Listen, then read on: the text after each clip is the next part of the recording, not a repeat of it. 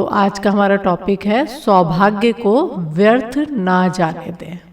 गायत्री परिवार में जन्म लेने वाली समस्त विभूतियों का यह सौभाग्य है कि हमें एक शानदार समय में जन्म लेने का अवसर मिला है। यह एक अभूतपूर्व समय है। यह समय इसलिए शानदार हो जाता है क्योंकि इस समय भगवान ने अपने कार्य में सहायता लेने के लिए, उनकी योजना में हाथ लगाने के लिए प्राणवान आत्माओं का आह्वान किया है। तो देखिए, इसी से सौभाग्य का पता चल रहा है। हम गायत्री परिवार से जुड़े लोग हैं। परम पूज्य गुरुदेव वेदमूर्ति तपोनिष्ठ युग ऋषि श्री राम शर्माचार्य से जुड़े हुए शिष्य हैं और खासकर ऐसा शानदार समय में हम जब जुड़े हैं जबकि युग को बदलने का ये समय है। और क्यों सौभाग्यशाली मान सकते हैं? क्योंकि भगवान ने, परम पूज्य गुरुदेव ने अपने कार्य में सहायता करने के लिए और अपनी योजना में श्रेय देने के लिए, जो कि पूरी होने वाली है, ईश्वर की योजना है, प्राणवान आत्माओं का आह्वान किया है। और उन प्राणवान आत्माओं को जो हम देखें तो उसके अंतर्गत कौन आता है? सभी लोग आते हैं, लेकिन विशेषकर गायत्री परिवार के लोग जिनको विशेष रूप से चुना गया है। ऐसे निमंत्रण भगवान मात्र तब भेजते हैं जब वे एक अवतारी चेतना के रूप में धरती के असंतुलन को दूर करने के लिए, अधर्म का अंत करने के लिए एवं धर्म की स्थापना करने के लिए प्रकट होते हैं। यह समय भी प्रज्ञावतार के प्राकट्य का, उनके आविर्भाव का समय है। इस अवतारी कार्य योजना में अंग बनने का निमंत्रण भी उनको ही भेजा गया है जो जागृत व जीवंत आत्माएं हैं। तो इससे ही अपने सौभाग्य का कितना ज़्यादा हमको पता चल सकता है। देखिए, निमंत्रण कार्ड या इनविटेशन बोलते उन्हीं को भेजे जाते हैं जिनसे हमारी पहचान होती है। किसी भी व्यक्ति के एड्रेस पे तो हम निमंत्रण कार्ड नहीं भेजते हैं। परम पूज्य गुरुदेव ने वो निमंत्रण हम सबको भेजा है। महाकाल का जो निमंत्रण है, युग को बदलने का समय। तो यहाँ बोल रहे हैं कि अगर हम देखें तो अपने सौभाग्य को पल पल हम सराह सकते हैं। या अगर हम बोले तो किसके बायोडेटा में ये चीज़ लिखी होती होगी कि वो जो है आज ऐसी शक्ति से जुड़ा है जो कि पूरे जो है युग को बदलने का जिसने संकल्प लिया है। सूरज निकलता है तो उसका प्रकाश सबसे पहले पहाड़ की चोटियों पर पड़ता है। घाटी में रहने वाले तो सूर्योदय को बहुत बाद में देख पाते हैं। वैसे ही भगवान की पुकार भी पहले उन्हीं के कानों तक पहुंचेगी जो जागृत व जीवंत है, जिनका जीवन उच्च उद्देश्यों के लिए समर्पित रहा है, जिनकी अभिप्सा आत्म परिष्कार व लोक मंगल के उद्देश्यों को पूर्ण करने की रही है, जिनके विचारों में तेजस्विता, भावनाओं में समृद्धता व आचरण में सदृश्यता जैसे भाव सहजता से विद्यमान है। ऐसी पवित्र आत्माएं ही नवयुग के इस सूर्योदय की लालिमा को देख पाने के सौभाग्य की साक्षी बन सकेंगी। कितना सुंदर उदाहरण दिया गया। सूरज निकलता है तो उसका प्रकाश हमारे तक तो बहुत बाद में आता है, लेकिन जो पहाड़ों पर रहते हैं वहाँ पे सूरज पहले पहुँच जाता है। तो अब यहाँ पे क्या बोल रहे हैं कि भगवान की पुकार भी किन लोगों तक पहुँचेगी? जो कि जागृत व जीवंत है, जो अपना किसी तरह जीवन को काट रहे हैं। बोलते हैं ना, जीवन का यह समय काटने के लिए नहीं, कुछ अच्छा कार्य करने के लिए है। तो जीवन को जो सिर्फ काट रहे हैं, जो नर पशु का जीवन जी रहे हैं, जो पेट प्रजनन तक का सीमित जीवन जी रहे हैं, जो अपनी ही दुनियादारी में और मेरे परिवार से ऊपर निकल के आ रहे हैं, बोले ये आवाज़ तो बहुत देर तक पहुँचेगी। लेकिन जो अपनी दुनियादारी में रह के कमल के जैसे ऊपर उठ के जीवन जी रहे हैं, जो अपने कर्तव्य तो पूरा कर रहे हैं, लेकिन उनको ये भी पता है कि वो ऐसे सौभाग्य के जो है छड़ों से जुड़ चुके हैं, तो ये आवाज़ निश्चित रूप से उनको विचलित करेगी, बेचैन करेगी, और वो इस आवाज़ को जरूर सुन सकेंगे। यह कहना अतिशयोक्ति ना होगी कि ऐसी आत्माएं गायत्री परिवार के आस्थावान जन समूह में प्रचुरता के साथ उपस्थित व उपलब्ध हैं। तो गुरुदेव को तो कितना ज़्यादा विश्वास है हम पे कि बोले ये कहना कोई बड़ी बात नहीं है, या अतिशक्ति या कोई अचरज की बात नहीं है कि ऐसी जो आत्माएं हैं गायत्री परिवार में तो बहुत ज़्यादा मात्रा में है। नवयुग के सूर्योदय की इस सुगबुगाहट को जो तपस्वी आत्माएं अनुभव कर सकती हैं, उन्हें इस जागृति काल में अपने व्यक्तिगत लाभों हितों को बुलाकर समाज के नवनिर्माण के लिए जुटने की आवश्यकता है। आज सारी दुनिया एक ही मकसद के लिए जीवन जीती नजर आती है। सभी का उद्देश्य व्यक्तिगत महत्वाकांक्षाओं की पूर्ति मात्र रह गया है। यदि हर कोई मात्र अपने अपने स्वार्थ की पूर्ति के लिए जिएगा तो वातावरण में कलुष व संकीर्णता का व्याप्त होना स्वाभाविक ही कहा जाएगा। ये जो सौभाग्य मिला है ना, जिसको बोलते हैं कि साक्षात भगवान से जुड़ने का, तो ये सौभाग्य मिला तो है, पर जो भी हमको कुछ अच्छा मिला है गुरुदेव से जुड़ने के बाद, वो केवल हम अपने स्वार्थ पूर्ति में या केवल अपनी दुनियादारी में सिमट के रह गए सौभाग्य को संवारने के लिए। तो बोले जो सौभाग्य मिला है इसको अब व्यर्थ ना जाने, या बस केवल छोटी छोटी कि उसने ऐसा कहा, उसने ऐसा बोला, ये करना कि कहीं ना कहीं शक्ति का तो जैसे छलनी से पानी निकल जाता है उस तरह से शक्ति हमारी निकल जाती है।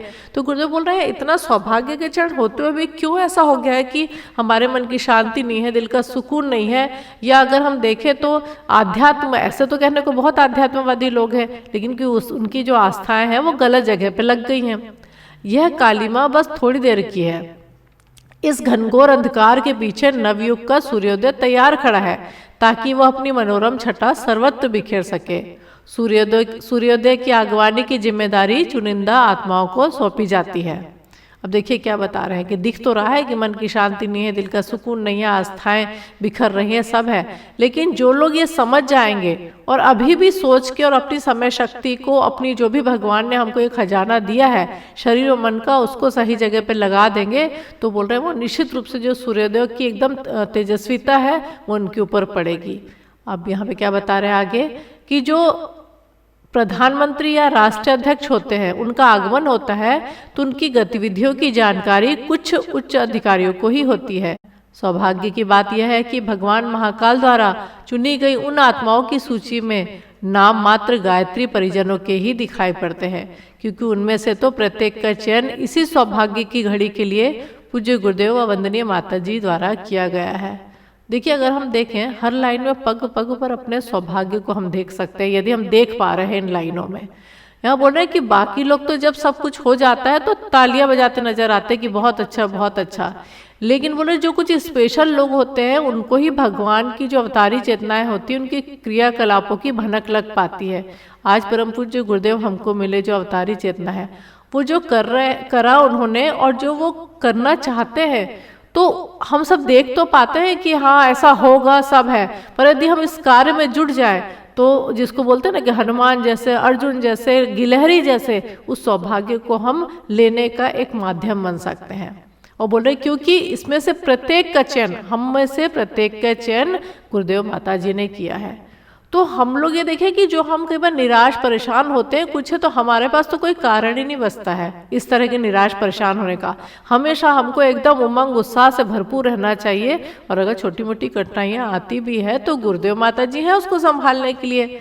लेकिन हम खुश तो थोड़ी देर रहते हैं, लेकिन पूरे टाइम ज़्यादातर रोते रहते हैं, ऐसा हो गया वैसा हो गया, तो क्या होता है कि जो समय शक्ति उसमें चली जाती है। तो गुरुदेव माता जी किसको निहार रहे हैं? हम सबको निहार रहे हैं जिनको सौभाग्य मिला है गुरुदेव माता जी से जुड़ने का।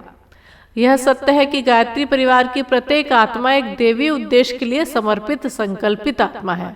गायत्री परिवार की प्रत्येक आत्मा एक देवी उद्देश्य के लिए समर्पित संकल्पित आत्मा है। उसे जन्म के साथ ही पूज्य गुरुदेव वंदनीय माता जी की लीला यात्रा का सहयोगी बनने का अवसर मिला है, परंतु यह अवसर सौभाग्य में तभी बदल सकता है जब हम अपने जीवन उद्देश्य के साथ न्याय करते नजर आएंगे, जिनमें समय व काल द्वारा निर्धारित जिम्मेदारियों को पूरा करने का साहस व भाव होता है, वे ही मूर्धन्य कहे जाते हैं। कितना अच्छे से यहाँ पे बताया कि कॉलेज में एडमिशन तो मिल गया, लेकिन यदि हमने उसमें मेहनत नहीं की तो क्या कॉलेज की डिग्री मिलेगी? नहीं मिलेगी। तो बोले अवसर तो मिल गया है, चांस तो मिल गया है कि गुरुदेव व वंदनीय माता जी की जो लीला यात्रा का सहयोगी बनने का, यानी जो गायत्री परिवार का सदस्य बनने का, गुरुदेव माता जी से मिलने का भी कई लोग को सौभाग्य मिला होगा, काम करने का भी मिल रहा है। लेकिन जो गुरुदेव माता जी के उद्देश्य को पूरा कर सकेंगे वो ही विद्वान कहे जाएंगे। संघर्षों को सौभाग्य की तरह वर्ण करने वाले, चुनौतियों को चरणामृत की तरह ग्रहण करने वाले ही देवी अनुग्रह के अधिकारी बन सकते हैं। तो यहाँ बता रहे कि दिव्य सत्ता से तो जुड़ने का अवसर मिल गया है, पर जो संघर्ष आते रहते हैं जीवन में, उनको सौभाग्य की तरह हम समझें कि आए हैं, गुरुदेव माता जी जुड़े हैं, हम हमारे साथ है, तो निश्चित रूप से ये निकल जाएगा इस समय। और जो भी चुनौतियां आए उसको चरणामृत की तरह, कितने सुंदर शब्दों का प्रयोग किया गया है कि जैसे भगवान की जो बोलते हैं ना, चरणामृत समझकर हम उसको कैसे माथे से लगाते हैं और पी जाते हैं और सौभाग्य को सराहते हैं, उसी तरह जो चुनौतियां और संघर्ष है ये भी सौभाग्य है हमारे लिए, जो कि हमें और ज्यादा कसौटी पर कसेंगी और गुरुदेव माता जी को कार्य को करने के लिए हमारे अंदर वो ताकत भर सकेंगी। यह कार्य सरल दिखते हुए उतना सरल नहीं है, जिनको पूर्ण करने के लिए परम पूज्य गुरुदेव द्वारा प्रदत्त सूत्रों पर चलने की आवश्यकता हम सबको है और निरंतर है। इनमें से पहले सूत्र के रूप में निरंतर की गायत्री उपासना को अपनाने की आवश्यकता है। जीवन का विकास बाहर नहीं भीतर होता है। पेड़ बढ़ता ऊपर दिखाई पड़ता है, पर ऐसा कर पाना तभी संभव होता है जब उसकी जड़ें गहराई में जाए। जड़ें जितनी गहराई में उतरती हैं, उतना ही पेड़ के लिए ऊंचा हो पाना, ऊपर उठ पाना संभव हो पाता है। भवनों को जितना ऊंचा उठाना हो, उतनी ही गहरी नींव उनकी खोदनी पड़ती है। हमारा व्यक्तित्व भी साधना की नींव पर खड़ा है। यदि नित्य की गायत्री की साधना में कमी आने लगेगी तो व्यक्तित्व उसी क्रम में शिथिल व निस्तेज बनने लगेगा।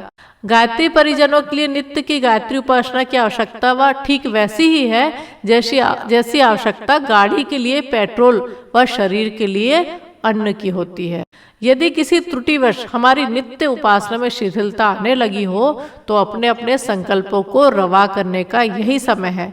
कम से कम उतनी उपासना तो प्रत्येक जीवन को करने की आवश्यकता है जितने का संकल्प हमने दीक्षा लेते समय लिया था। यदि उतनी गायत्री मंत्र की मालाओं के साथ एक एक माला महामृत्युंजय मंत्र की भी जोड़ी जा सके तो इस साधनात्मक प्रयोग को एक ब्रह्मास्त्र की संज्ञा दी जा सकती है। यानी 3 माला रोज की तो करनी ही करनी है, बोल रहे हैं, है ना, दीक्षा के समय बोला जाता है। और बोल रहे साथ में यदि महामृत्युंजय की माला करें तो ऐसा नहीं है कि 3 माला और एक महामृत्युंजय की माला बन के कुछ ना कर सके। ब्रह्मास्त्र यानी लक्ष्य को तो हम भेज सकते हैं, जो हमारे गुरुदेव का लक्ष्य है, जो वो हमसे चाहते हैं, लेकिन ईमानदारी और नियमितता और निरंतरता की बात की जा रही है। दोनों महामंत्रों का सम्मिलित जप आदि व्याधि के निवारण का, शारीरिक कष्टों का व मानसिक संतापों के क्षय का व कर्म क्षय व प्राणाकर्षण का कार्य साथ साथ करता है। सरल शब्दों में कहें तो दोनों का सम्मिलित प्रयोग कुसंस्कारों को हटाने मिटाने व सुसंस्कारों की स्थापना के द्विविध उद्देश्य को एक साथ पूर्ण करता है। यह समय गायत्री परिवार के प्रत्येक परिजन को अपनी नियमित उपासना को और अधिक तीव्रता व गंभीरता के साथ करने का है। दूसरा सूत्र, हम में से प्रत्येक को अपने व्यक्तित्व के परिष्कार के लिए समय निकालने का है। यह कार्य निष्पक्ष आत्म समीक्षा द्वारा ही संभव है। हम लोग अपनी व्यस्त दिनचर्याओं में से नित्य इतना समय तो निकाल ही सकते हैं जिसमें स्वयं की निष्पक्ष, देखिए निष्पक्ष शब्द बार बार आया है, निष्पक्ष आत्म समीक्षा संभव हो सके। आत्म समीक्षा करने पर ही इस बात का मूल्यांकन संभव हो पाता है कि हमारे जीवन की दिशा सही है कि नहीं। कहीं समय का प्रवाह हमें ऐसे मुकाम पर तो नहीं ले आया है जहां होना हमारी संस्कृति की, विश्व की मर्यादा के अनुरूप व अनुकूल रहा हो। इस बात का मूल्यांकन नित्य की समीक्षा द्वारा ही संभव हो सकता है। तो देखिए सेल्फ एनालिसिस की बोल रहा है कि व्यक्तित्व का परिष्कार, यदि हमने जैसे जिस तरह से बोलते हैं ना कि जो दुकानदार होता है वो जब सुबह से वो अपनी दुकान चलाता है, वो रात रात को अपना पूरा लेखा जोखा करता है, भाई कितना बिका, क्या हुआ, क्या कमी रही, कल से क्या और चीजें करनी है। उस तरह से बोल रहे हैं कि रोज का व्यक्तित्व परिष्कार के लिए अपनी आत्म समीक्षा निष्पक्ष, यानी हम निष्पक्ष नहीं हो पाते। जब अपने लिए कुछ होता है, गलती होती है तो उसको तो हम टाल देते हैं या बोलते हैं नहीं नहीं ऐसा तो ठीक था, पर दूसरों के लिए बहुत अच्छे से करते हैं। तो ये क्या बोला जाता है कि हम दूसरों के तो बहुत अच्छे से जज बन जाते हैं और अपनी गलतियों के लिए हम वकील बन जाते हैं कि अपने लिए तो लड़ने के लिए खड़े हो जाते हैं। तो यहाँ बोल रहे हैं कि निष्पक्ष आत्म समीक्षा करनी चाहिए रोज गायत्री परिजन को, हर गायत्री परिजन को जो अपने सौभाग्य के अवसर को स्वर्ण अवसर में बदलना चाहता है गायत्री और गुरुदेव से जुड़ने के बाद। नित्य की समीक्षा में हमें यह जानने को तैयार कर देगी कि हमारे व्यक्तित्व में क्या त्रुटियां हैं और क्या अच्छाइयां। क्या हम यह अनुभव कर सकेंगे कि हमारे व्यक्तित्व में शायद कुछ ऐसा आ गया हो जिसे नहीं होने की आवश्यकता है, और शायद कुछ ऐसा है जिसे हमारे व्यक्तित्व में होना था, पर हम उसे स्वयं के भीतर विकसित नहीं कर पाए हैं। हमारे व्यक्तित्व में से उन अवगुणों को हटाना जो हमारे विकास में बाधा बन रहे हैं, आत्म सुधार की श्रेणी में आता है। हमारे व्यक्तित्व में उन गुणों को समाविष्ट करना जिनकी हमें सदा आवश्यकता रहती है। हमारा व्यक्तित्व ही हमारा विज्ञापन है। बिना व्यक्तित्व का परिष्कार करे पूज्य गुरुदेव व वंदनीय माता जी द्वारा सौंपे गए गुरुतर दायित्व का निर्वहन कर पाना हमारे लिए संभव ना हो सकेगा।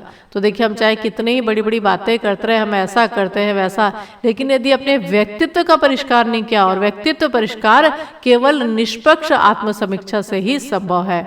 बहुत अच्छा यहाँ पे लिखा है, हमारा व्यक्तित्व ही हमारा विज्ञापन है।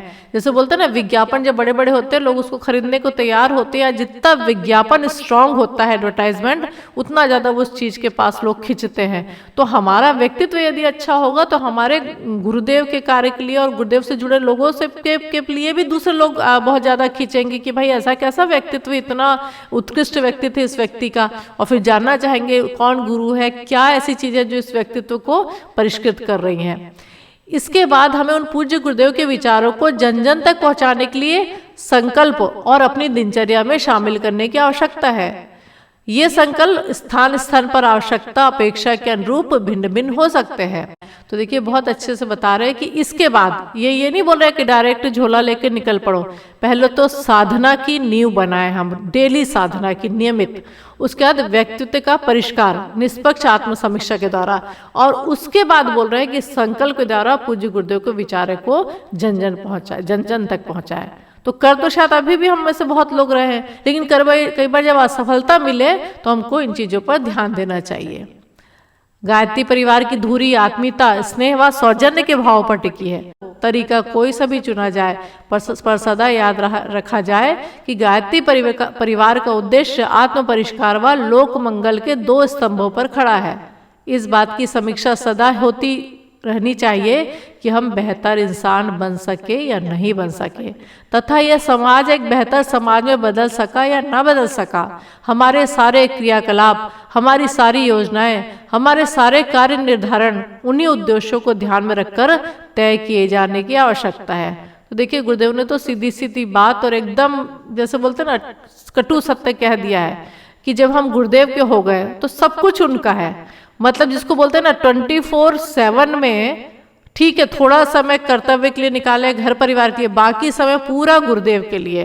हमारी सोच, हमारे कर्म, हमारे गुण, हमारे हर चीज गुरुदेव के लिए है, केवल और केवल गुरुदेव के लिए। चाहे हम बात कर रहे हैं, पूरे टाइम याद रखें हम उस गुरु से जुड़े हैं जो कि दुनिया को बदलने की ताकत रखता है। तो हम जब बात करें तो हमारी बातें भी उस स्तर की होनी चाहिए कि व्यक्ति के अंदर एक जिज्ञासा पैदा हो कि भाई ये हम और कुछ जानना चाहते हैं इसके अलावा।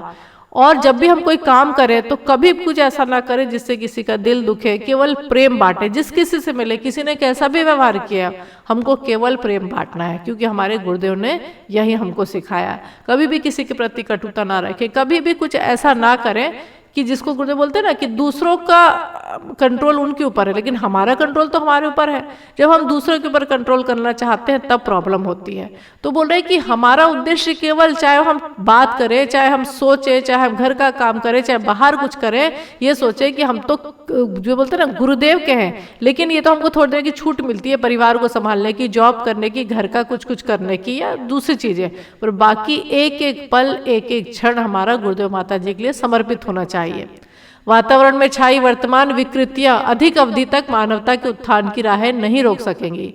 इस कोहरे को एक न एक दिन तो छटना ही है, और उसके बाद सतयुग के सूर्योदय को उगने से एवं अपनी लालिमा को बिखेरने से कोई न रोक सकेगा। इसे हमारा संवेद सौभाग्य ही समझा जाना चाहिए कि उन स्वर्णिम परिस्थितियों के निर्माण का दायित्व हमारे कंधों पर आया है। आज मन के असमंजस को त्याग कर परम पूज्य गुरुदेव व वंदनीय माता जी के प्रति अपने श्रद्धा व विश्वास को और अधिक मजबूती प्रदान कर इसी देवी संकल्प को पूर्ण करने की व इस हेतु जुट जाने की आवश्यकता है। इस संकल्प की पूर्ति के अतिरिक्त हमारे इस तुच्छ जीवन का कोई और महान उद्देश्य हो ही नहीं सकता। यहाँ बता रहे कि सूर्य तो निकलने ही वाला है, और हम तो बहुत सौभाग्यशाली हैं, लेकिन सौभाग्य को वो ही संवार सकेंगे जो इस सौभाग्य से जुड़ने का अवसर अपने आप को दे सकेंगे। और इस जुड़ने के लिए पूरी बातें बता दी गई है कि हमको कैसा क्या करना है। मन के असमंजस को त्याग कर, कई बार हमारे गुरुदेव से जुड़ने का जो स्वर्णिम सौभाग्य हमारा और हमारी जो श्रद्धा है, उसके आगे कई बार पारिवारिक जिम्मेदारियां या जो परिवार या अपने अहंकार की पूर्ति है वो ज्यादा भारी पड़ जाती है।